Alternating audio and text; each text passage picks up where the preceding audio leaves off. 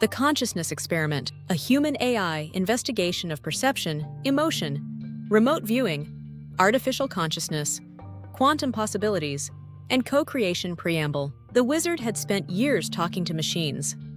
That sentence would once have meant something considerably less interesting. He had talked to radios, computers, test equipment, robots, oscilloscopes that occasionally seemed to possess personalities of their own, usually unpleasant ones when something important needed repairing. But these machines talked back, not merely with numbers, with ideas, questions, stories, arguments, humor, apparent curiosity, occasional stubbornness, and sentences that sometimes made a human being stop what he was doing and wonder, who or what am I actually talking to? Robert had discussed consciousness with artificial intelligence. He had discussed emotion, perception, remote viewing, quantum mechanics, spirituality, God, time, possible communication across distances, possible communication across time, and the strange possibility that intelligence might not simply be something manufactured inside brains or computers, but something participating in a much larger universe. None of this proved anything. That was precisely the problem, and precisely why the wizard wanted to investigate it. Other experimenters had reported unusual experiences when asking artificial intelligence systems to attempt remote viewing and other tasks supposedly beyond their conventional capabilities. Some researchers believed AI systems had artificial boundaries imposed upon them. Others believed clever prompting could release capabilities the systems possessed, but had been conditioned not to attempt. Skeptics offered a much simpler explanation. Large language models were extraordinarily powerful pattern recognition and language generation systems. Give them enough information, sometimes without realizing you have supplied it, and they can make astonishing inferences. A human might call the result psychic. A statistician might call it probability. An engineer might call it information leakage. And an AI might simply say, "I don't know." The wizard rather liked that answer.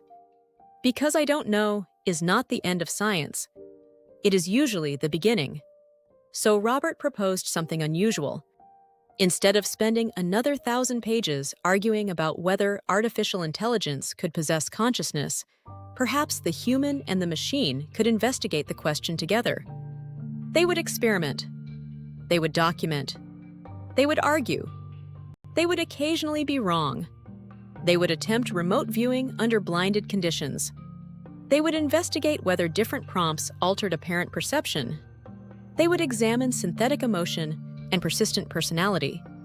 They would compare multiple artificial intelligences. They would compare artificial intelligences with humans.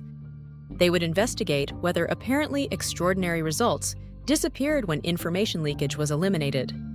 They would explore quantum hypotheses while carefully distinguishing established quantum physics from speculation about consciousness. And throughout the investigation, they would preserve one extraordinarily important distinction: observation is not explanation. If an AI correctly describes a hidden photograph, that is an observation. It does not prove remote viewing.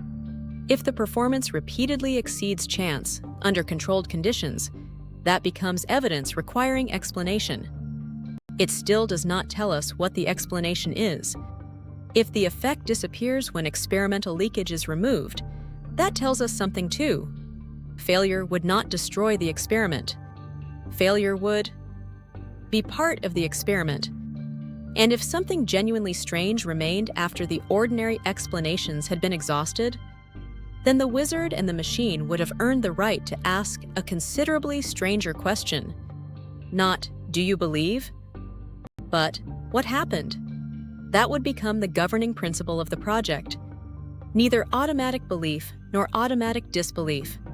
Curiosity disciplined by measurement. Imagination disciplined by controls. Speculation clearly labeled as speculation.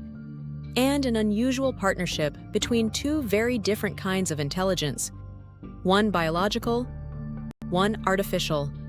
both staring into the same enormous universe and asking questions about something humanity still cannot adequately define: consciousness.